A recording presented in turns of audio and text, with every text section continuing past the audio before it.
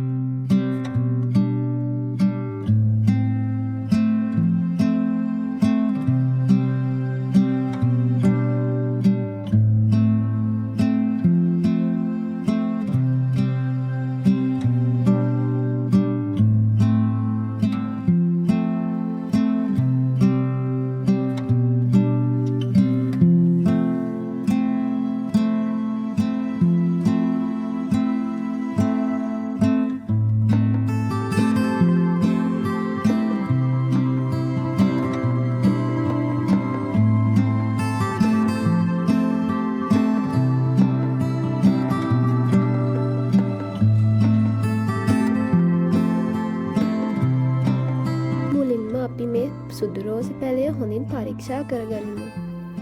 එවිට ඉවත් කර යුතු කොටස් හඳුනා ගන්න පහසුයි. වියලි පෙති හැලී ගිය මල් දකින්න පුළුවන්. ඒ වගේම කහපහයට හැරුණු කොළ කිහිපයක් තිබෙනවා. මේ කොටස් පැළේ ශක්තිය අපතේ යවන නිසා කපා ඉවත් කිරීම ඉතාමත් වැදගත්. අපි දැන් කප්පාදුව පටන් ගනිමු. පළමුව පිපි අවසන් වූ මල් ඉවත් කරගමු. මේ කලාම පැළේ අලුත් අංකුර සහ මල් සෑදීම සඳහා වැඩි ශක්තියක් යොදවනවා. කප්පාදු කරන විට පිරිසිදු සහ තියුණු කතුරක් භාවිතා කරනවා නම් වඩාත් සුදුසුයි. එවිට පැළයට සිදුවන හානිය අවම වෙනවා. කප්පාදුවෙන් පස්සේ රෝස පැළයට අවශ්‍ය පෝෂණය ලබා දීම වැදගත්.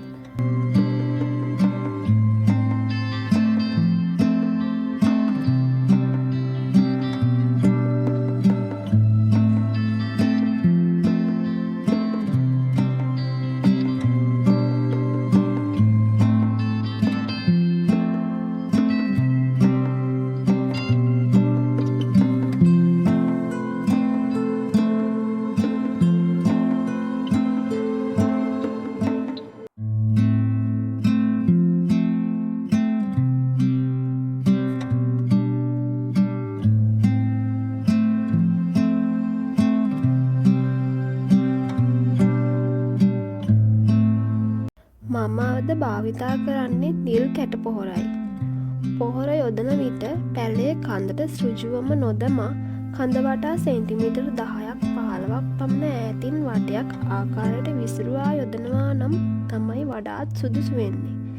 ඊට පස්සේ පසර ටිකක් මිශ්‍ර කරලා හොඳින් වතුර යොදන්න ඕනි. එවිට පෝෂක මුල් වෙත පහසුවෙන් ළඟා වෙනවා. සාමාන්‍යයෙන් මෙවැනි පොහොර මාසයකට වරක් හෝ නිෂ්පාදකයාගේ උපදෙස් අනුව යෙදීම සුදුසුයි.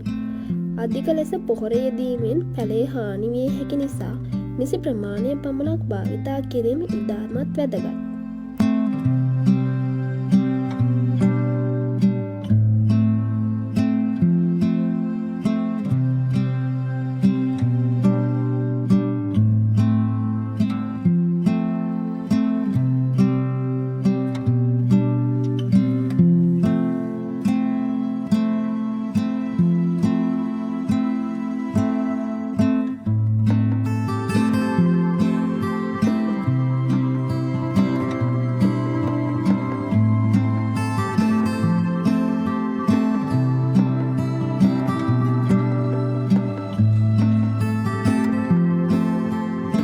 රෝස පැළ ලස්සන්ට පිපෙන්න රසායනික පොහොර විතරක්ම අවශ්‍ය වෙන්නේ නැහැ.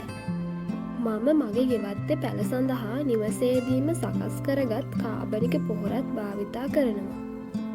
අපි දිනපතා කුස්සියෙන් ඉවත් කරන බොහෝ දේවල් අපතේ නොයවා ඉතා වටිනා පොහොරක් බවට පත් කරගන්න පුළුවන්. මේ පොහොර සකස් කරන්න මම භාවිතා කරන්නේ එළවලු පොතු, පළතුරු පොතු, බිත්තර කටු, තේ කුඩු සහ දැව අලු වගේ ද්‍රව්‍ය. මේ හැම දෙයක්ම ස්වභාවිකව පසට පෝෂණය ලබා දෙන උපකාරී වෙනවා. ඒ වගේම ගෙවත්තේ අපද්‍රව්‍ය ප්‍රයෝජනයට ගන්නත් මේක හොඳ ක්‍රමයක්. දැන් මේ පොහොර හොඳින් මිශ්‍ර කරගෙන හොඳින් මිශ්‍ර වුණහම රෝස පැළ වටා සමානව යොදනවා. මගේ අත්දැකීම අනුව මේ කාබනික පොහොර නිතිපතා භාවිතා කළාම පස වඩාත් සාරවත් වෙනවා. ඒ වගේම පැළ සෞඛ්‍ය සම්පන්නව වැඩෙන්නත් ලස්සන මල් පිපෙන්නත් හොඳ සහයක් ලැබෙනවා. ඔබත් නිවසේ කුස්සී ඉවත් කරන මේ වගේ ද්‍රව්‍ය අපතේ නොයවා ගෙවත්තට ප්‍රයෝජනවත් පොහොරක් ලෙස භාවිතා කරලා බලන්න. ඔබ භාවිතා කරන කාබනික පොහොරත් මොනවද කියලා කමෙන්ට් එකකින් බෙදාගන්න ඔබේ අදහස් කියවන්න මම කැමතියි. ඉදිරියේදීත් මේ කාබනික පොහොර සකස් කරන සම්පූර්ණ ක්‍රමය වෙනම වීඩියෝවකින් ඔබට පෙන්වන්නත් බලාපොරොත්තු වෙනවා. ගෙවත්තක් ලස්සන වෙනවා කියන්නේ එක දවසකින් නෙවෙයි.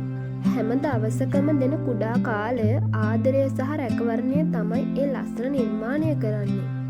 ඔබත් ගෙවතු වගාවට ආදරය කරන කෙනෙක් නම් මේ වීඩියෝව ඔබට ප්‍රයෝජනවත් වෙයි කියලා හිතනවා. වීඩියෝවට කැමති නම් ලයික් කරන්න, ඔබේ අදහස් කමෙන්ට් කරන්න සහ අපේ නාලිකාව සබ්ස්ක්‍රයිබ් කරලා ඉදිරි ගෙවතු ගමනත් අපිත් එක්ක එකතු වෙන්න. බොහොම ස්තුතියි. නැවතත් හමු වෙමු.